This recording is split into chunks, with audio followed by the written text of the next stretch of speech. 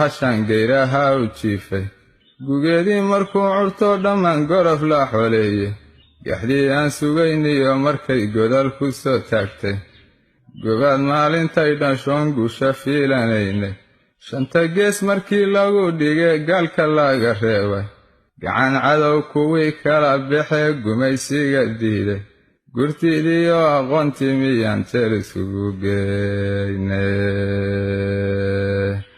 talaadiyo guddoonkii miyaan qoriga loo geynin geesigii tilmaana miyaan goobtii laga waayin guddi loo xil saariyo miyaan gaal u talinayn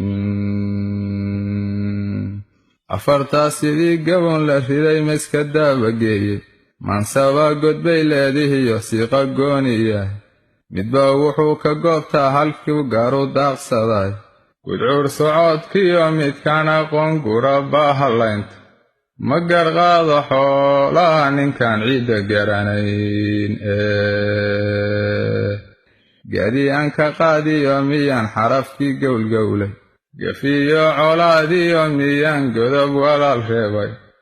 ma gardaashay baydgaabku wuu gebi dhacleeyaay afar kalena waa gugan jiriyo garashadaydii geliilyada naftaydiyo waxaa gubaya laabtayda gucashada xasuustiyo ilmada goonka miiranaysa